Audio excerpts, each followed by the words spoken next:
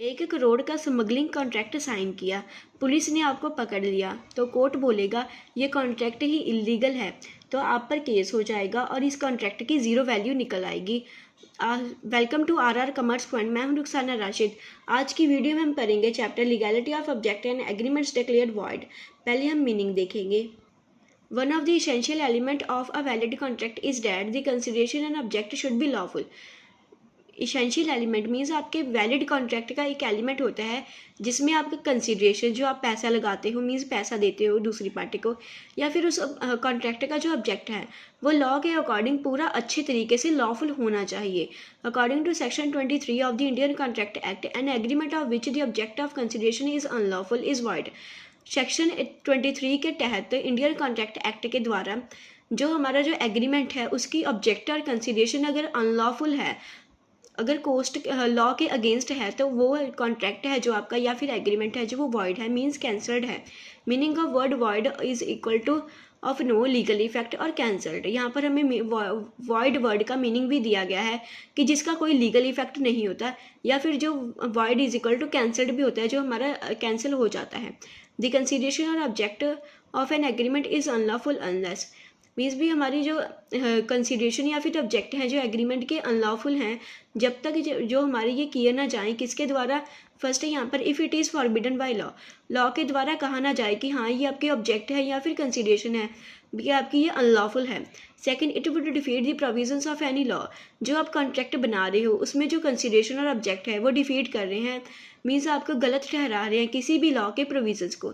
Third, it is fraudulent, अब आपके consideration और ऑब्जेक्ट कोई भी फ्रॉड कर रहे हैं या फिर कोई फ्रॉड को नतीजा दे रहे हैं, उसमें भी आपके जो है कंसिडरेशन ऑब्जेक्ट हैं जो एग्रीमेंट की अनलॉफुल होते हैं। फोर्थ देखें, इट इज़ इन्वॉल्व्स और इम्प्लाइज इंजरी टू पर्सन और प्रॉपर्टी ऑफ अनदर, अगर वो आपका जो एग्रीमेंट है उसकी कंसिडरेशन या फिर ऑब्जेक्ट हैं वो किसी भी पर्सन को इंजर्ड कर रहे हैं या फिर प्रॉपर्टी को कर रहे हैं किसी और पर्सन की, तो उसमें भी आपकी जो वो है कॉन्ट्रैक्ट है वो अनलॉफुल है। फिफ्थ देखें, the court regards it as a immoral, जिसमें आपके कंसिडरेशन या फिर ऑब्जेक्ट को कोर्ट ने रिगार्ड किया है कि हाँ ये गलत है। सिक्स देखें, the court regard it as opposed to public policy, अगर कोर्ट ने रिगार्ड किया है, कोर्ट ने बोला है कि हाँ ये आपकी कंसिडरेशन या ऑब्जेक्ट किसी भी एग्रीमेंट या फिर कॉन्ट्रैक्ट की अपोज्ड है पब्लिक पॉलिसी, हमारी पॉलिसी के खिलाफ है, तो उसमें भी आपकी जो है कंसिडरेशन और ऑब्जेक्ट हैं जो अनलॉफुल हैं। नेक्स्ट देखें, नेक्स्ट है यहाँ पर हमारा topic agreements opposed to public policy. कौन से एग्रीमेंट्स है जो हमारी पब्लिक पॉलिसी से के अगेंस्ट हैं। फर्स्ट है ट्रेडिंग विद एनिमी, एनिमी वो होते हैं जो हमारे वॉर कंट्रीज़ होती हैं। यहाँ पर हम एग्जांपल लेते हैं तो उसमें जो आप ट्रेडिंग करते हो किसी भी वॉर कंट्रीज़ में जिसमें आपकी जंग छिड़ी हुई है आपकी कंट्री की, बट आप फिर भी उसमें से आप पर्सन के साथ किसी के साथ ट्रेडिंग कर रहे हो, तो वो भी आपकी है जो वो पब्लिक पॉलिसीज़ की अगेंस्ट है। सेकेंड है स्टिफलिंग प्रोसिक्यूशंस, इसका मीनिंग है अब अगर आपकी जो कॉन्ट्रैक्ट है वो किसी भी कोर्ट केस को डिस्टर्ब कर रहा है, जो आपका केस चल रहा है, या फिर किसी और पर्सन के कोर्ट केस को डिस्टर्ब कर रहा है।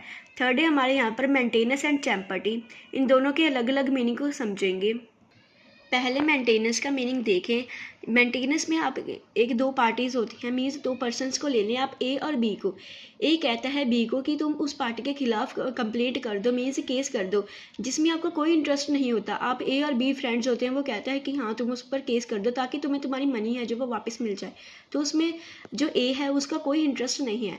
चैम्पर्टी देखें, ए और बी दोनों हैं जो वो पार्टनर्स हैं, तो उसमें जो ये पार्टनर बी कहता है ए को कि तुम उस पर केस कर दो, उसमें जो है बी का उसका इंटरेस्ट होता है कि जो पैसा मिलेगा उसको हम पार्टनर्स हैं जो वो इक्वली डिवाइड कर लेंगे। तो इन बिहाफ समझे, वन वर्ड में समझे इसका मीनिंग। मेंटेनेंस है उसमें आपका कोई इंटरेस्ट नहीं होता पार्टी का, चैम्पर्टी में उस पार्टी का इंटरेस्ट है जो वो इन्वॉल्व होता है। फोर्थ देखिए, traffic relating to public offices.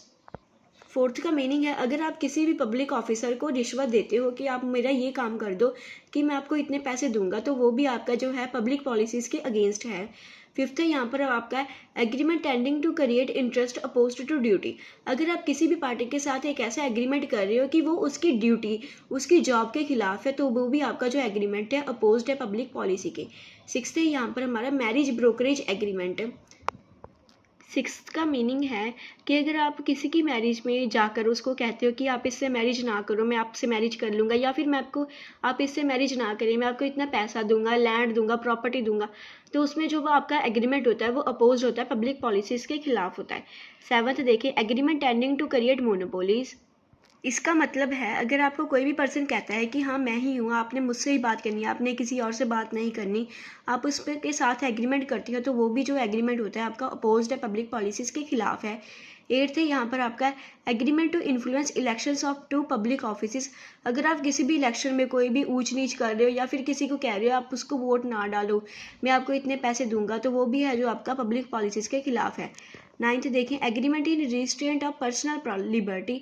अगर आप किसी के साथ एग्रीमेंट कर रहे हो, उसकी जो लिबर्टी, उसकी फ्रीडम के खिलाफ एग्रीमेंट कर रहे हो, तो जो भी वो एग्रीमेंट है वो अपोज्ड है, पब्लिक पॉलिसीज़ के खिलाफ है। टेंथ है हमारा agreement interfering with marital duties. अगर आप किसी को उसकी मैरिटल ड्यूटीज़ मीन्स भी मैरिज की ड्यूटी निभाने से रोक रहे हो या फिर उसके इंटरफेयर कर रहे हो, तो जो आपका उसके साथ एग्रीमेंट है वो भी अपोज्ड है, पब्लिक पॉलिसीज़ के खिलाफ है। यहाँ तक जो आपका जो टॉपिक है agreement opposed to public policies वो खत्म होता है। अब हम नेक्स्ट टॉपिक स्टार्ट करेंगे। नेक्स्ट टॉपिक है हमारा वॉइड एग्रीमेंट, कि वॉइड एग्रीमेंट्स कौन कौन से होते हैं, मीन्स जो कैंसल्ड या फिर जिसका कोई लीगल इफेक्ट नहीं होता, वो वाले कौन से एग्रीमेंट होते हैं। फर्स्ट है यहाँ पर हमारा agreement made by incompetent parties. Agreement है जो वो मेड किया जाए, बनाया जाए इनकम्पिटेंट पार्टीज़, जो पार्टीज़ है जो कैपेबल नहीं है कॉन्ट्रैक्ट बनाने के लिए। सेकंड है हमारा agreement made under a mutual mistake of fact. अगर आप किसी के साथ एग्रीमेंट बनाते हो उसमें आपका म्यूचुअल मिस्टेक ऑफ फैक्ट, कोई भी फैक्ट के द्वारा आपकी मिस्टेक है, तो वो भी है जो आपका वॉइड एग्रीमेंट है। थर्ड है आपका consideration of object which is unlawful. ये तो हम बहुत टाइम से पढ़ते आ रहे हैं, कंसिडरेशन ऑफ ऑब्जेक्ट जिस एग्रीमेंट का लॉफुल ना हो, तो आपका वो जो कॉन्ट्रैक्ट है वो वॉइड होता है। फोर्थ देखिए, agreement made without the consideration. अगर आप कोई भी एग्रीमेंट बनाते हो विदाउट कंसिडरेशन, प्राइस पे करने के बिना, तो जो एग्रीमेंट वॉइड है। तो देखिए, इन रजिस्ट्रेट ऑफ मैरिज, अगर आप किसी के साथ एग्रीमेंट बनाते हो कि वो मैरिज ना करे या फिर कोई और गलत नतीजे से आप एग्रीमेंट बनाते हो, तो वो जो आपका एग्रीमेंट होता है वो वॉइड होता है। उसके बाद सिक्स्थ है हमारा agreement in restraint of trade. अगर आप किसी के साथ ऐसा एग्रीमेंट बनाते हो कि आप उसके साथ ट्रेड ना करो, मैं आपको इतने शेयर्स या फिर इतना पैसा दूंगा, इतने गुड्स दूंगा, तो जो आपका एग्रीमेंट है उसके साथ बनाया हुआ, तो वो भी वॉइड है। सेवंथ देखिए, agreement in restraint of legal proceedings. अगर आप किसी को उसका लीगल वर्क करने के लिए रोक रहे हो, आपने उसको पैसे दिए कि तुम ये ना करना, और वो जो पर्सन है वो किसी और पार्टी को बहाने बना रहा है, तो आपको जो एग्रीमेंट बनाया गया है उस पर्सन के साथ, तो वो भी वॉइड है। एट्थ हमारे यहाँ पर agreement the meaning of which is uncertain. अगर आप किसी पार्टी के साथ ऐसा एग्रीमेंट बनाते हो जिसका मीनिंग ही नहीं निकलता, उसका कुछ मतलब ही नहीं निकलता, या फिर उसका मतलब है जो वो गलत है, तो वो भी है जो आपका वॉइड एग्रीमेंट है। नाइन्थ है आपका यहाँ पर agreement by the way of wager. Wager का मीनिंग समझे पहले। यहाँ पर अगर आप किसी को भी प्रॉमिस करते हो कि हाँ मैं तुमको इतना पैसा दूंगा अगर तुम्हारी ये वाली चीज़ है जो वो हो जाती है। यहाँ पर हम एग्जांपल लेंगे, किसी जैसे कि आपने किसी के साथ बैट लगाई, अगर क्रिकेट में वो वाले मीन्स भी आप हम दो टीम्स लेते हैं, ए और बी। अगर क्रिकेट में ए टीम जीत गई तो आप उस सेकंड पर्सन को 50,000 दोगे, अगर बी टीम जीत गई तो आप उसको, तो वो सेकंड पर्सन है जो आपको पैसा देगा 50,000। इसको कहते हैं हम वेचर। अगर आप किसी भी तरीके से कोई भी वेचर के साथ ऐसा एग्रीमेंट बनाते हो जो अनसर्टेन इवेंट पर होता है, कि या तो फिर वो इवेंट है जो वो हो सकती है या फिर नहीं हो सकती, अगर आप उस पर कोई शर्त वगैरह लगाते हो, तो वो जो एग्रीमेंट होता है वो आपका वॉइड है। टेंथ देखें, agreement to do impossible act. अगर आप किसी के साथ एग्रीमेंट ऐसा बनाते हो कि वो जो एक्ट है, वो आप जो काम आप उसको करने के लिए बोल रहे हो वो इम्पॉसिबल है, कोई कर ही नहीं सकता, वो मुश्किल है काम, तो जो आपका एग्रीमेंट होगा वो भी वॉइड होगा। यहाँ तक जो हमारा चैप्टर है legality of object and agreements declared void, वो कंप्लीट होता है। नेक्स्ट वीडियो में हम करेंगे चैप्टर परफॉर्मेंस ऑफ कॉन्ट्रैक्ट। तब तक आप इस वीडियो को याद करें, इसमें से आपको क्वेश्चन बनता है 12 मार्क्स का, आप उसको लर्न करें। Thank you and keep learning.